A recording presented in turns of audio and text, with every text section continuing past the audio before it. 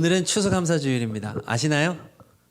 네, 크게 이렇게 와닿지 않죠. 왜냐하면 우리는 추수한 사람 있나요 올해? 우리 농경사회가 아니기 때문에 추수감사주일이라고 하면 딱 와닿지가 않습니다. 그래서 여러분들이 추수감사주일을 생각할 때 그냥 뭐 교회에서 한번 지키는 절기구나 하지 마시고 앞으로 이렇게 생각하시면 좋겠습니다. 추수감사주일은 한 해를 감사하는 절기다. 이거 PPT 좀 따라와 주시면 감사하겠습니다. 예. 한 해를 감사하는 절기다라고 하셔서 이 날에 항상 11월 셋째 주로 지킵니다. 감리교는요. 이때는 한 해를 돌아보면서 하나님 앞에 감사를 표현할 수 있는 그러한 절기가 되시기를 바랍니다. 자, 여러분 한 해를 보내면서 무엇이 감사한가요? 한번 잠시 생각 한번 해보시죠. 2022년 무엇이 감사하십니까? 자, 감사한 내용은 운모임 때 나누시고요. 지금 나눌 수가 없으니까. 저도 궁금한데. 그리고 감사할 때 그냥 하나님 모든 게 감사합니다. 모든 것이 은혜. 물론 그렇게 하는 것도 맞지만 구체적인 여러분의 감사의 내용이 있었으면 좋겠어요. 그런데 또 감사의 절기를 보낼 때 여러분이 꼭 기억해야 될 게 있습니다. 감사의 절기 때만 감사하는 게 아니라 언제요? 날마다 감사하며 살기로 다짐하는 날이 이 감사의 절기가 되어야 한다는 것입니다. 성경에 보면 절기가 많이 나옵니다. 유월절 들어보셨나요? 무교절, 칠칠절, 오순절, 나팔절, 초막절. 우리는 지금 지키지 않지만 성경에 많은 절기들이 있어요. 1년 내내 있습니다. 그리고 지금 교회에서 지키는 교회력의 절기들이 있어요. 예수님 중심이거든요. 그래서 모든 우리가 지키는 절기의 시작은 성탄절이에요.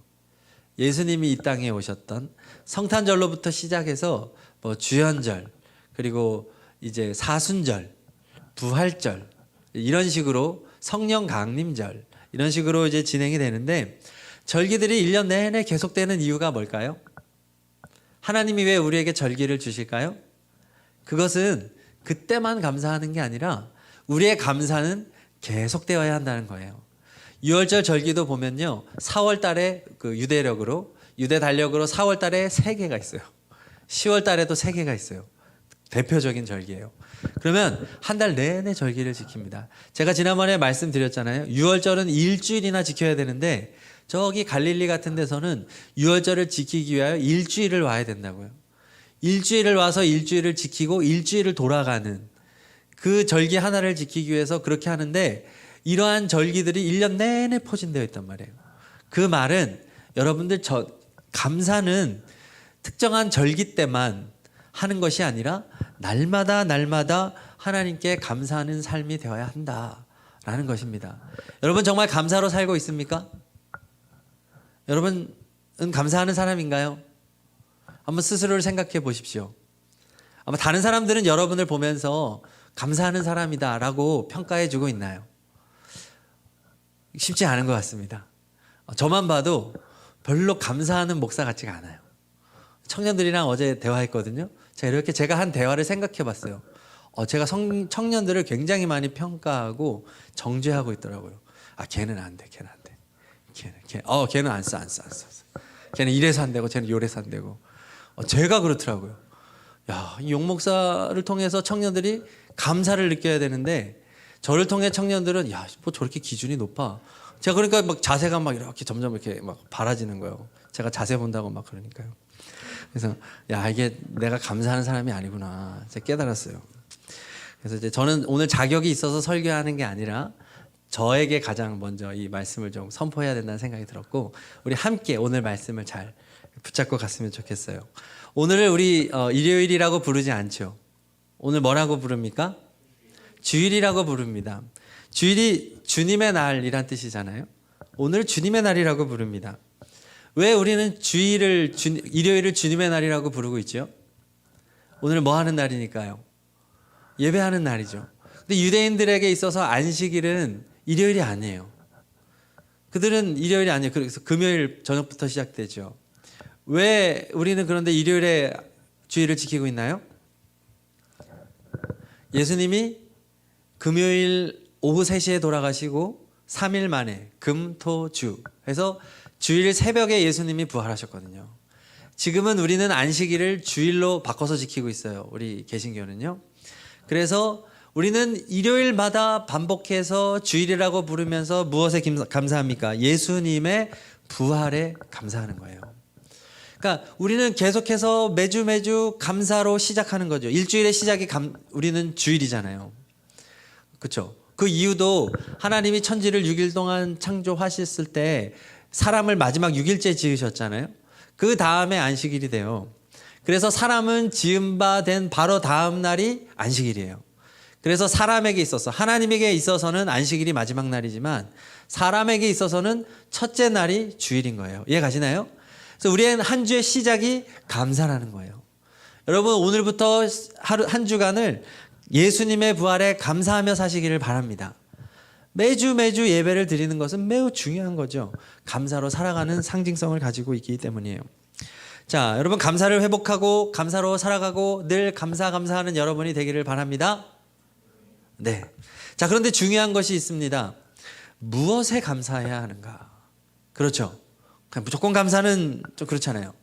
무엇에 감사해야 하는가? 수도 없이 감사할 것이 많은데 그 중에서 우리가 하나님께 정말로 감사해야 할 게 있다는 거죠. 그게 뭐냐 하면 우리가 하나님을 알게 되었다는 겁니다.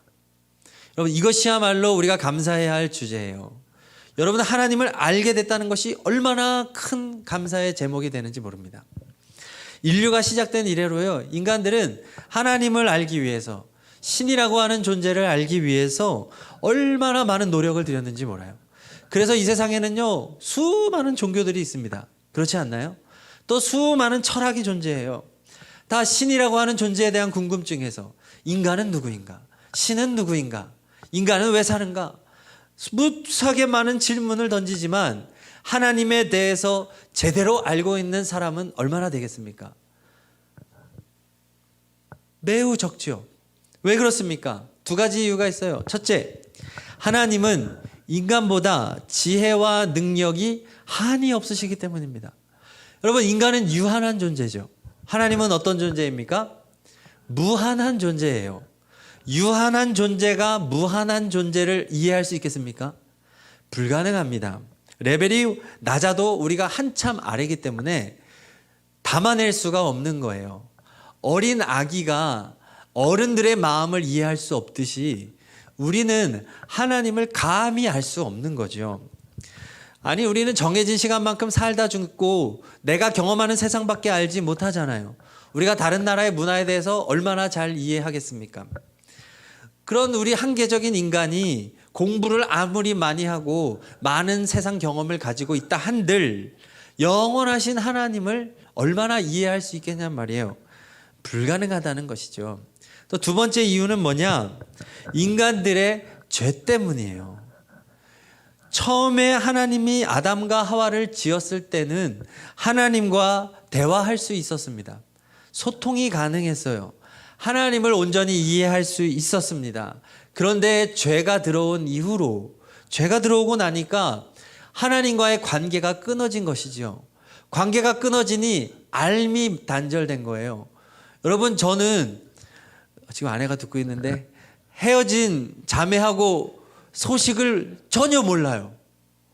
페이스북도 하지 않고, 좀 했으면 좀 이렇게 가끔씩 들어가서 볼 텐데 가끔 궁금해요. 어떻게 애는 잘 낳고 살고 있는지 뭐 궁금할 때가 아주 가끔 있어요. 네. 근데 알 수가 없어요. 왜냐? 저하고 관계가 끊어졌기 때문이죠. 관계가 끊어지면 알고 싶어도 알 수 없는 거예요. 인간은 죄로 인하여 하나님과의 관계가 단절됐기 때문에 하나님을 더 이상 온전히 알아갈 수 없는 존재가 되어진 거죠. 사도 바울이 고린도전서 1장 20절에서 말합니다. 우리 앞에 다 같이 읽어볼까요? 시작. 하나님의 지혜에 있어서는 이 세상이 자기 지혜로 하나님을 알지 못하므로. 아멘. 뭐라고 말하나요? 이 세상은 자기의 지혜로 하나님을 알 수 없다고 선언하고 있죠. 사도 바울 당시 여기 그쪽의 문화가 뭐냐면 그리스 헬레니즘 문화가 완전히 장악하고 있었던 때예요. 그래서 여러분들이 잘 알고 있는 소크라테스, 플라톤, 아리스토텔레스 다 이때 그리스 헬라 문화권 철학자들이에요. 아직까지도 철학자 하면 언급되어지는 대표적인 이 학자들과 학파들이 이 당시에 있었단 말이에요. 이 당시에 엄청난 철학자들이 즐비한 이 그리스 문화권에서 사도 바울이 선언하고 있는 거예요. 그들의 철학으로 하나님을 알 수 없다. 오직은 잠시 후에 인간의 지혜로는 절대로 알 수 없다. 알 수 없다. 말하는 거예요. 결국 우리 인간들은 하나님을 알 수 없기 때문에 하나님이 우리는 알 수 없단 말이에요. 그럼 반대만 가능한 거죠. 어떻게 가능합니까? 하나님께서 무한하신 존재께서 유한한 우리에게 자신을 나타내 보이실 때만, 그리고 나타내 보이신 만큼만 알 수 있는 거죠. 이해 가십니까? 부모가 자녀를 붙잡고 설명을 해주면 어느 정도 이해를 하더라고요. 우리 아이가 첫째가 어리지만 8살이지만 아내가 아이를 붙잡고 설득을 하면 이해를 하더라고요. 다는 아니더라도 이 아이가 이해할 만큼 설명해 주죠. 이렇다 저렇다, 네 동생은 이렇고, 아빠가 이래서 저런, 너한테 혼낸 거고, 뭐 이렇게 엄마가 중간에서 아이가 들을 수 있는 만큼 잘 해설을 해주면 이 아이는 이해한단 말이죠. 하나님이, 위에 계신 분이 아래에 있는 우리들에게 자신을 나타내 보이신 만큼만 우리는 알 수 있어요. 그게 감사의 내용이라는 거죠. 그래서 하나님이 자신을 알려주신 것을 계시라고 말합니다. 뭐라고 말한다고요? 계시. 굉장히 중요합니다. 우리 기독교는 계시의 종교예요. 하나님이 자신을 나타내 보여서 우리가 하나님을 알고 있단 말이죠. 추수감사주일에 우리가 정말로 감사해야 하는 주제는 뭐냐? 죄인인 우리가, 유한한 우리가 무한하신 하나님에 대하여 알고 있다는 것, 그것은 하나님이 우리에게 계시해 주셨다는 것, 이것이 우리에게 감사의 주제가 되어야 한다고 하는 것입니다. 자, 하나님이 우리에게 계시로 알려주신 것 몇 가지를 나눌 텐데, 첫 번째는 자연입니다. 자연. 우리 로마서 1장 20절을 다 함께 읽어보겠습니다. 창세로부터 그의 보이지 아니하는 것들 곧 그의 영원하신 능력과 신성이 그가 만드신 만물에 분명히 보여 알려졌나니 그러므로 그들이 핑계하지 못할지니라. 아멘. 자, 자연을 보면 자연 속에 하나님의 영원하신 능력과 신성이 담겨져 있다는 겁니다. 여러분, 자연을 보면서 그 놀라운 신비, 그 아름다움을 보면서 하나님을 우리가 느낄 수 있다는 거예요. 여러분, 세상이 어떻게 이렇게 아름다울 수 있나요? 자연 법칙이 그렇게 정확하게, 자연 법칙에 따라 세상이 운영이 됩니다. 지구가 정해진 궤도를 따라 움직이고 태양과 지구가 너무나 적절한 거리를 유지하고 있고, 달은 또 지구를 돌고 있고, 계절이 반복하여 돌아오고, 눈이 내리고 비가 내리고 작물이 자라고 결실하게 되고, 이 모든 세상이 돌아가는 것들을 보면서, 그리고 우리 인간들이 살아갈 때 인간들의 살아가는 모습을 통해서 우리는 얼마나 신비함을 경험하나요? 여러분, 제가 태어나서 가장 신비했던 순간은 우리 첫째 아이가 우리 아내의 뱃속에서 자란다는 것을 인식했을 때였어요. 산부인과에 가서 이제 초음파를 하는데 심장 소리를 들려주잖아요. 처음으로. 굉장히 빠르거든요. 뚜꾸 되게 빨라요. 근데 그 심장 소리가 딱 들리면서 이게 음파가 팍팍 체크가 되면서 하는데 아예 형태도 없습니다. 뱃속에서 아예 심장이 뜰 때 이루 말할 수 없는 그 형언할 수 없는 신비함, 그 생명의 경이로움을 느낄 수가 있었습니다. 그리고 나중에 아내의 배에서 첫째 아이가 세상으로 나오는 그 순간, 제가 그 자리에 있으면서 또 탯줄도 자르고, 그 신비한 순간, 이것이 어찌 인간이 이러한 일들을 할 수 있단 말입니까? 어떻게 우연으로 이러한 것이 가능할 수 있겠습니까? 도저히 불가능한, 하나님만이 하실 수 있는 놀라운 일들이 이 세상에는 얼마나 많은지요. 그리고 우리는 우주를 보면서도 감탄하지만요, 아주 미세한 작고 작은 생물과 세포 속으로 들어가도 그 놀라운 신비함을 경험하지 않습니까? 현미경과 더 자세하게 안을 들여다보는데 그 모양이 얼마나 아름답고, 정말 깊숙이 들어가서 이 세포와 DNA와 이렇게 그 신비로운 조합들이 어떻게 이루어지는가? 하나님만이 하실 수 있다라고 우리는 결론 지을 수 있는 거죠. 그 다음에 하나님이 우리에게 주신 계시 두 번째는요, 역사입니다. 역사들을 보면 우리가 하나님을 느낄 수가 있어요. 모든 역사는 하나님의 계시다라고 하는 말도 있습니다. 그 대단했던 제국들, 페르시아, 바벨론, 로마, 이러한 제국들이 지금 이렇게 다 사라져 버렸죠. 정말 영원한 권력이 없구나. 인간도 그렇게 권력을 가졌던 사람들도 결국은 다 죽는구나. 인간이 쌓아놓은 높은 성은 결국은 무너지는구나. 그냥 유적지밖에 되지 않는구나. 그리고 정의는 승리하는구나. 이러한 여러 가지 인간 삶 속에 뒤에서 역사하시는 하나님의 손길을 우리는 역사를 통해 느낄 수 있습니다. 네. 그리고 세 번째로는요, 우리 안에 있는 사랑으로 하나님을 느낄 수가 있습니다. 여러분 안에 사랑이 있나요? 사랑을 느낄 때가 있습니까? 당연하죠. 사랑을 느끼지 못하는 사람이 어디 큰 문제가 있는 거죠. 눈에는 보이지 않지만 분명하게 존재하는 것, 우리가 느끼는 것이 가장 대표적인 것이 사랑입니다. 어떻게 우리는 사랑하지? 어떻게 내 안에 사랑이 있지? 그것은 하나님이 사랑이기 때문입니다. 사랑의 힘만큼 강렬한 것이 없습니다. 사랑하면 모든 것을 넘어섭니다. 모든 것을 극복합니다. 사랑은 보이지 않는 하나님이 분명하게 계시다는 것을 알려주는 가장 분명한 증거 중에 하나예요. 자, 그러나 제가 지금 세 가지 말했습니다. 자연이나 역사나 우리 안에 있는 사랑의 이것만 가지고 하나님에 대하여 인간은 분명히 알 수 있을까요? 힌트는 주죠. 하지만 하나님에 대하여 분명한 지식은 가질 수가 없습니다. 유추할 뿐이죠.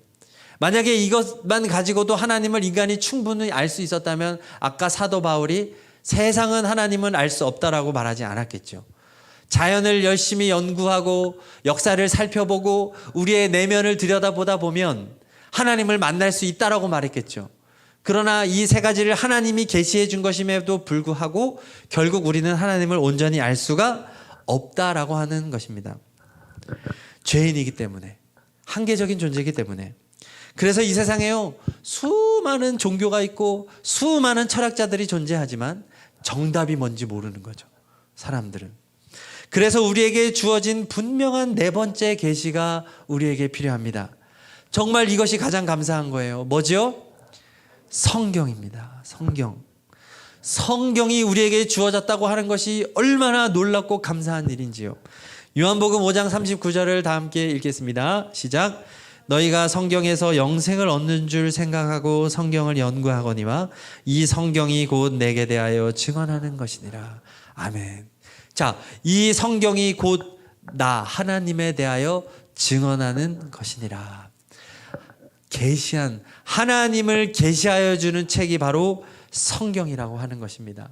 여러분, 성경을 통해 하나님을 우리는 알 수 있습니다. 하나님 누구인지, 하나님의 성품이 어떠한지, 하나님께서 무엇을 하셨는지, 하나님이 무엇을 기뻐하고 하나님이 무엇을 미워하시는지 우리는 성경을 통하여 알 수 있는 것입니다. 분명하게 알 수 있습니다. 자, 로마서 1장 2절도 읽겠습니다. 자, 우리 졸리신 분은 크게 읽어주세요. 시작. 이 복음은 하나님이 선지자를 통하여 그의 아들에 관하여 성경에 미리 약속하신 것이라. 아멘. 그의 아들이 누구십니까? 예수 그리스도이시죠. 예수 그리스도에 대하여 성경에 하나님은 약속을 담아주셨고 그것이 복음이 된 것입니다.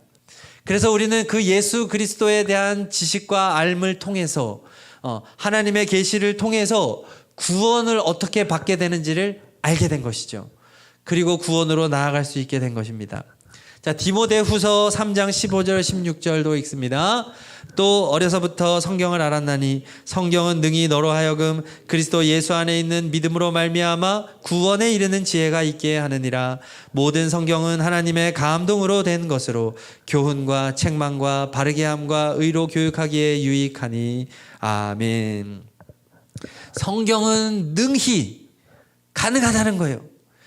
너로 하여금 예수 그리스도 안에 있는 믿음으로 예수님이 누구신지를 알게 하고 그분을 믿게 하고 그리하여 구원에까지 이를 수 있도록 하는 지혜가 다 담겨 있다. 자연을 연구해서 되는 게 아니고 역사를 배워서 아는 것이 아니고 철학을 공부해서 되는 것이 아니라 성경을 통하여 우리는 구원받을 수 있다라고 하고 말씀해주고 있는 것이에요. 여러분, 성경이 너무나 놀라운 책인데 제가 성경에 대하여 좀 더 설명을 드릴 텐데, 자, 성경은 총 몇 권인가요? 한 권이지만 엮은 겁니다. 몇 권을 엮었나요? 66권을 하나로 엮었는데 구약 성경이 39, 신약 성경이 27. 자, 따라합니다. 3, 9, 27. 자, 9구단. 요거 어려우신 분들이 있어요. 3, 9, 27. 그래서 39, 27. 이렇게 구약, 신약. 그래서 총 66. 전화번호로 외울 때는 66에 3927. 그런 전화번호 없지만, 그래서 여러분들 성경은 66권의 책을 하나로 엮었는데요. 자, 한번 눌러주시면 유럽과 아시아와 아프리카 3개 대륙에서 쓰여졌고요. 그 다음에 다음 40여 명의 저자, 대표적인 저자들에 의해 기록이 되었는데, 이 저자들은 10개 나라에 거주하고 20개의 서로 다른 직업을 가졌고, 그 중에는 왕도 있고 어부도 있고 목자도 있고 선지자도 있고 다양한 직업군에서 이 성경을 기록했습니다. 다음, 언어는 크게 세 가지인데 구약 성경은 히브리어, 신약은 헬라어, 또 간혹 아람어가 사용이 되어서 3개국의 언어로 쓰여졌습니다. 그리고 놀라운 것은 처음 쓰여진 것이 기원전 1400년이고 마지막에 쓰여진 요한계시록이 기원 후 100년입니다. 그래서 성경이 쓰여진 그 기간이 약 1500년 동안 66권이 이렇게 다양한 3개 대륙의 다양한 나라의 다양한 직업군을 가진 사람들을 통해서 쓰여졌고, 그 외에도 10가지의 기록수단, 총 1189장, 또 2930명의 등장인물, 1551개의 지명이 나오고 모든 주제들을 다루고 있는 굉장히 신비하고 놀라운 책입니다. 인류의 어떤 책도 이러한 책이 존재할 수가 없겠지요. 그러나 이것도 너무나도 놀라운 일이지만 정말로 놀라운 것은 이 66권의 책이 놀랍게도 완벽한 통일성을 가지고 있다고 하는 것입니다. 이것이 정말 놀라운 것이에요. 1500년 동안 사람들이 40여 명에 걸쳐서 다양한 나라의 사람들이 기록을 했는데 동시대 사람들이 정보를 교환한 적도 없고 했음에도 불구하고 이 사람들이 쓴 이 책이 처음부터 끝까지 완벽한 통일성을 가지고 있다고 하는 것이에요. 얼마나 놀랍습니까? 하나님에 대해서 완벽한 같은 말을 하고 있고요. 인간에 대해서 같은 말을 하고 있고, 죄가 무엇인지, 구원이 무엇인지 다 같은 말을 하고 있습니다. 무엇보다 성경의 가장 중요한 통일성은 예수 그리스도에 대한 통일성입니다. 성경 전체가 예수 그리스도에 대하여 얼마나 일관된 말을 하고 있는지 몰라요. 그 중에서도 예수님이 태어나기 전 700년 전에 이사야가 기록이 됐어요. 너무나도 오래전이죠. 예수님이 오지도 않았을 때 이사야에 있는 말씀, 이사야 53장 5절의 말씀을 다 같이 읽어봅니다. 시작. 그가 찔림은 우리의 허물을 인하며 그가 상함은 우리의 죄악을 인함이라. 그가 징계를 받음으로 우리는 평화를 누리고 그가 채찍에 맞음으로 우리가 나음을 입었도다. 예수님의 십자가를 상징하는 이 표현이 700년 후에 예수님께서 당하실 고난을 얼마나 정확하게 묘사하고 있는지 몰라요. 왜 이게 가능할까요? 저자가 하나님이시기 때문이죠. 하나님의 성령께서 감동을 주셔서 기록했기 때문에 그렇습니다. 그 통일성과 예측은 오직 하나님이시기 때문에, 하나님은 시간과 공간을 초월하시는 분이기 때문에 이렇게 할 수 있는 거예요. 자, 그 다음에 두 번째, 성경은 시간과 공간을 초월해서 모든 사람을 위한 말씀이라는 거예요. 이것이 놀랍습니다. 그 당시, 기록된 당시 사람들만을 위한 게 아니라 지금을 살아가고 있는 우리에게도 동일하게 우리에게 말씀하고 있다는 거예요. 100년 전, 200년 전 모든 시대에 살았던 모든 사람들에게 성경은 말하고 있다는, 그런 놀라운 신비한 책이라고 하는 거죠. 마가복음 13장 37절 다 함께 읽습니다. 깨어 있으라. 내가 너희에게 하는 이 말은 모든 사람에게 하는 말이라. 모든 사람에게 하는 말이라. 지금 이 성경을 쓰여질 당시뿐만 아니라 이 말씀을 하셨었던 때만 아니라 지금 우리에게도 동일하게 말하고 있는 것입니다. 그래서 여러분들이 예배를 드릴 때마다 항상 성경 말씀이 여러분에게 주시는 말씀이 되기를 간절히 소망합니다. 지금 이 시간은 역사 시간 아니잖아요. 지금 이 시간은 뭐 옛날 이야기 듣는 시간 아니잖아요. 바로 지금 여러분에게 주시는 하나님의 말씀을 받는 시간입니다. 그게 성경이에요. 놀라운 책이죠. 여러분, 지금 우리가 성경책을 언제든지 단돈 2만 원, 3만 원이면 좋은 성경책을 우리가 이렇게 66권을 선택하여 볼 수 있다는 것이 얼마나 감사한 일인지 알았으면 좋겠습니다. 그리고 여러분이 원하면 쉬운 번역본들이 얼마나 많은지요. 어린이 성경책 보라니까요. 무시하지 마세요. 너무 잘 돼 있어요. 너무 잘 돼 있어요. 무료로, 이거 돈 없어도 핸드폰 다 있잖아요. 핸드폰 그 100만 원, 200만 원 하는 짜리는 다 가지고 있으면서 성경책이 없다 하는 거 이거 문제인데, 핸드폰도 무료 앱이 다 있어서 잘 만들어 놓은 것을 선교적인 것으로 다 배포한단 말이죠. 또 드라마 바이블이라고 하는 것은 그런 앱이 있는데, 그것은 성우들과 연예인들이, 기독교 연예인들이 자기들이 목소리를 입혀서 그 성경을 쭉 읽어 내려갈 때 대사 톤으로 이렇게 만든 좋은 앱도 있어요. 여러분 혹시 모르시는 분들은 드라마 바이블 꼭 핸드폰에 까셔서 운전하실 때, 어디 버스 타고 어디 이동할 때, 하여튼 귀에 꽂고 계속 들으세요. 성경 말씀 들을 수 있어요. 이것이 얼마나 감사한 일인지 여러분이 아셨으면 좋겠습니다. 인쇄 기술이 없을 때는 이거 다 두루마리에다가 다 써야 됐고, 내가 읽고 싶어도 읽을 수 없고 들을 수 없어도 들을 수 없던 것이 하나님의 말씀이었단 말이에요. 심지어 종교개혁이 일어나기 전에 14세기, 15세기 중세 로마 카톨릭에서는 오직 사제들만이 라틴어 성경을 읽을 수 있었고, 일반 사람들은 자국어로 된 성경을 읽을 수 없었어요.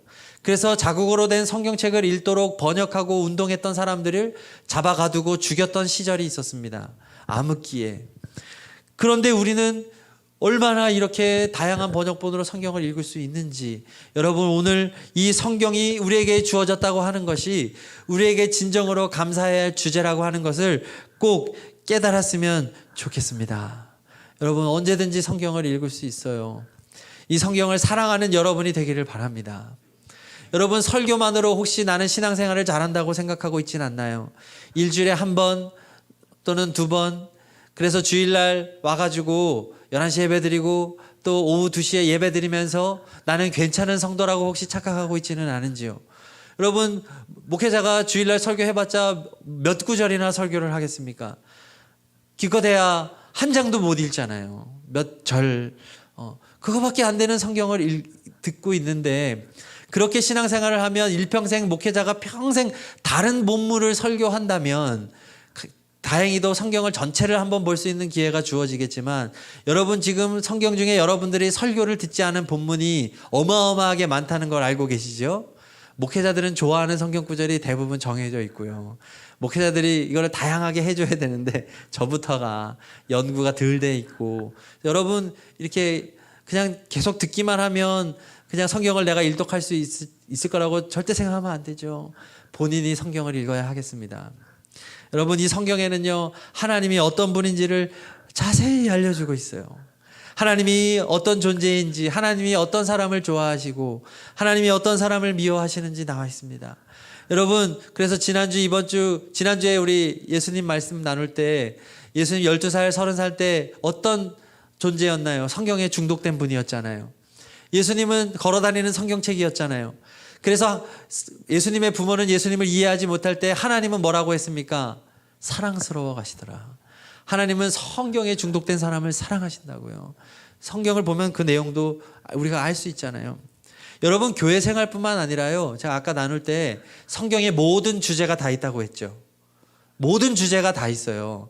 물론 뭐 구체적으로 성경에서 요즘에 막 나오는 어떤 컴퓨터나 뭐 이런 거 그 당시는 없었으니까 그런 거는 기록되어 있지 않지만 힌트들은 다 나와 있어요.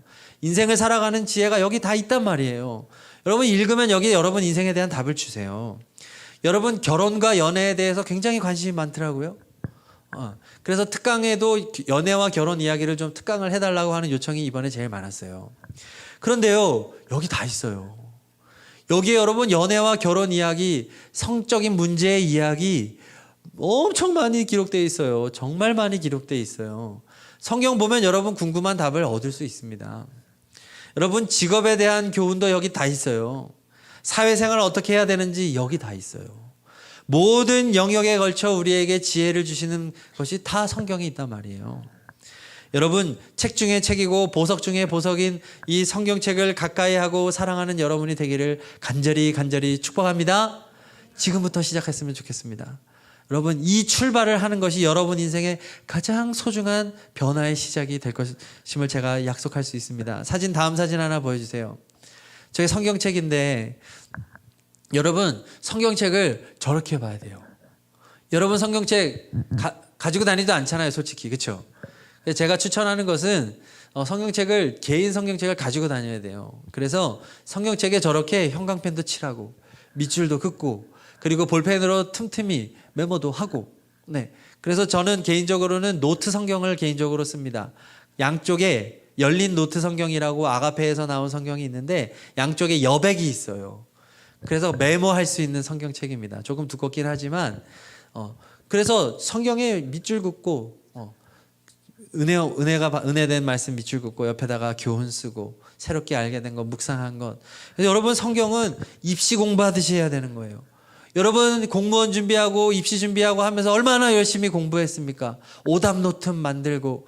여러분 인생은 그렇게 살면서 하나님의 말씀은 그냥 앉아가지고 가만히 듣고만 가면 여러분 어떻게 좋은 성도가 될 수 있겠습니까?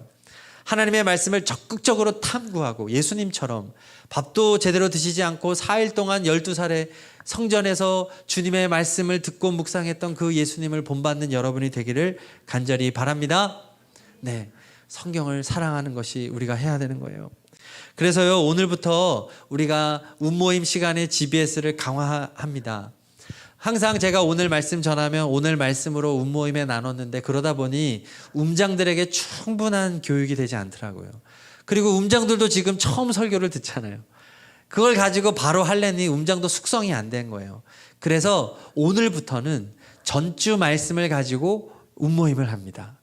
그래서 그 자료도 제가 모바일로 핸드폰으로 다 볼 수 있도록 여러 컷으로 만들었고 이미 다 배부했습니다. 혹시 못 받은 분은 음장한테 달라고 하시고, 그래서 주보도 만들었잖아요. 이번 주부터 모바일 주보로. 그래서 그것을 예전처럼 그냥 한 페이지로 질문 몇 개 띄워주는 게 아니라 그걸 다 몇 페이지로 만들어서 금요일 날 밤 10시에 음장들은 다 모여서 제가 음장이 되고 음장들이 음원들이 돼서 저희들이 1시간 반 동안 음모임을 먼저 했어요. 그래서 제가 시범을 보이면서 같이 은혜를 나누고 음장들이 다 메모하고 하면서 한 다음에 이제 오늘 여러분들과 운모임을 하게 되는 거죠. 그래서 여러분들이 하나님의 말씀을 이렇게 사랑하고 깊이 있게 묵상하고 이 가운데 내가 실천해야 할 것이 무엇인가, 적용해야 할 것이 무엇인가, 그리고 매주마다 성경 한 절씩을 꼭 외우게 할 겁니다. 그래서 성경을 꼭 외우게 하고요. 오늘 음장님들, 우리 음원들 갈 때 그 구절 암송해야지만 문 밖을 나갈 수 있도록 문 앞에서 한 글자도 틀리면 안 돼요. 그리고 이렇게 어디 몇 장 몇 절 말씀까지 토시도 하나 될 때까지 해서 한 구절을 암송하고 오늘 집에 가시고 다음 주에 처음에 운모임을 시작할 때는 전주 암송 구절 복습하고 그 다음에 갈 때는 그날 말씀 암송하고 이렇게 여러분들의 삶에 하나님의 말씀을 깊이 새기는 여러분이 되기를 바랍니다. 네, 제가 목회자로서 반주자 좀 준비해 주시고요. 찬양팀 나와 주시고요. 제가 목회자로서 여러분들 인생에 제가 드릴 수 있는 최고의 선물은 여러분들이 성경과 가까워지고 성경을 읽는 분들이 되도록 만드는 것입니다. 저는 그것을 제 1차 목표로 삼을 것입니다. 여러분 성경을 읽지 않는 청년은 절대로 온전한 그리스도인으로 살아갈 수 없습니다. 성경을 읽어야 합니다. 자, 우리 찬양 내 삶에 들어온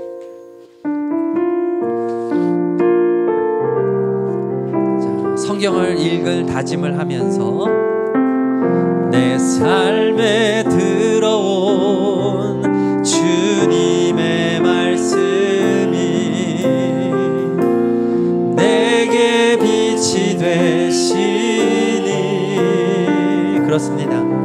내 삶의 어두운 절망 가운데 소망 보게 하시네. 내 삶에 들어온 주님의 말씀이 나를 인도하시니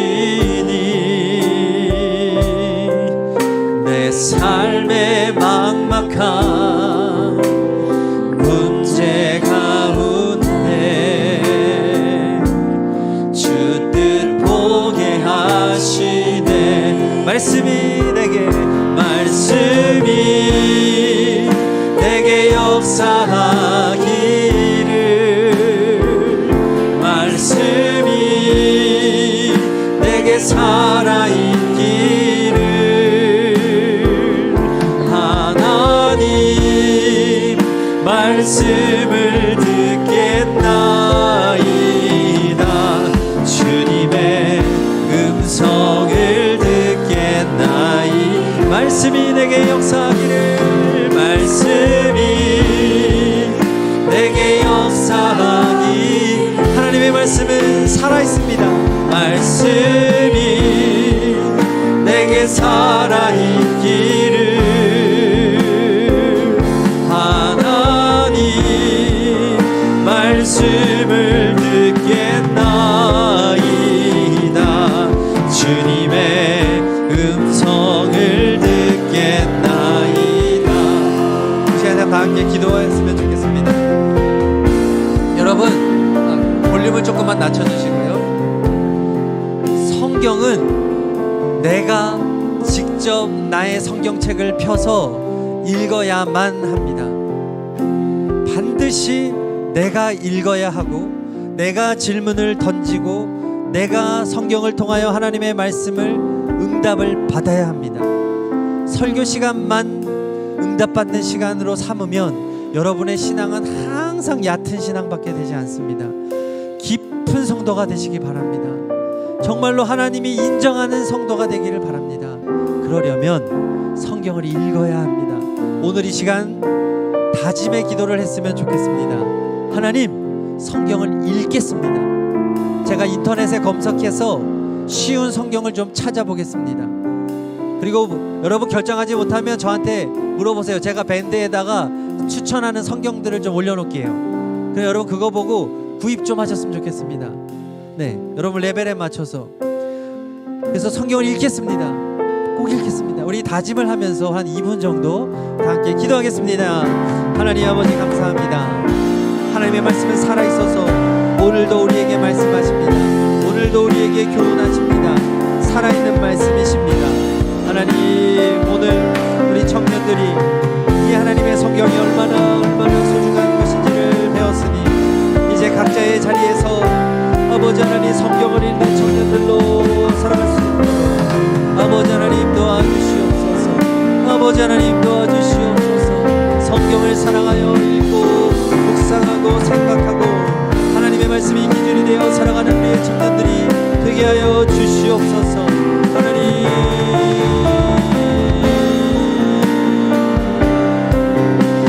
아버지 인도하여 주시옵소서. 성경을 가까이 하고 하나님의 말씀을 살아가는 청년들이 되어 성경이 우리에게 하시는 말씀의 교훈들을 깨달을 수 있도록 하나님 아버지 인도하여 주시옵소서. 아멘, 아멘. 주님 인도하여 주시옵소서. 주님 성경 말씀을 더 깊이 사랑하는 우리들이 되게 하여 주시옵소서. 하나님, 하나님 나타나며 나아가 붙들어 주시옵소서. 아멘. 우리 시간은 후렴을 반복하면서 헌금 드리도록 하겠습니다. 말씀이 내게 역사하기, 하나님께 감사의 예물을 올려드립니다. 말씀이 내게 살아있기를 하나님 말씀을 듣겠나이다. 주님의 음성을 듣겠 말씀이 내게 역사기를 말씀이 내게 역사기를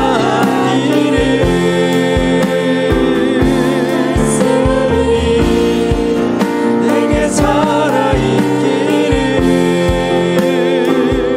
하나님 말씀을 듣겠나이다. 성을 듣겠나이다. 아멘. 제가 기도합니다. 하나님 아버지, 모든 것이 하나님의 소유임을 고백하고 우리에게 주신 물질이 하나님의 소유임을 고백하며 이 시간 내게 있는 것에서 하나님의 것을 떼어 하나님께 드립니다. 우리의 청년들이 하나님 앞에 물질뿐만 아니라 인생을 드릴 수 있도록 인도하여 주시고 하나님의 영광을 위하여 아낌없이 드리고 쓰임받는 복된 청년들이 되게 하여 주시옵소서. 우리 주님 예수 그리스도의 이름으로 기도합니다. 아멘. 다 함께 자리에서 일어나셔서 결단 찬양 청년의 기도 찬양하겠습니다.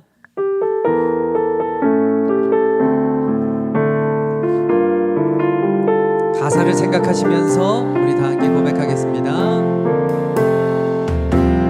내게 주신 모든 것 주께 감사드리며 많은 재물보다 더 복음을 선택하고 화려한 길 아니라 진리의 길을 걷는 거룩한 주 예수의 청년 되게 하소서. 불의로 얻은 복음 불의로 얻은 복음 당당히 포기하고 하나님 보시기에 정결한 그릇 되어 이 땅에 날 보내신 하나님의 뜻대로 주 영광 위에 사는 청년 되게 하소서. 때론 연약해져도 방황하게 하소서. 세상 험한 파도에 낙심하게 하소서. 청년의 시절 지날 때 날 지으신 주의 뜻대로 하나님 예배하는 삶 복음을 전하는 삶 그렇게 살길 기도합니다. 내 이름 내려놓고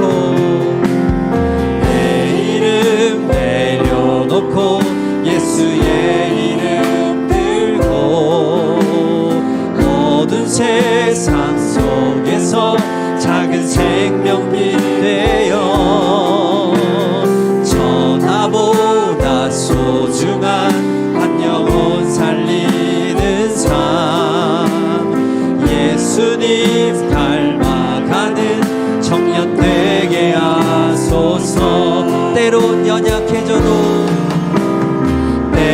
연약해져도 방황하게 하소서. 세상 험한 파도에 낙심하게 하소서. 청년의 시절 지날 때 날 지으신 주님 뜻대로 하나님 예배하는 삶 복음을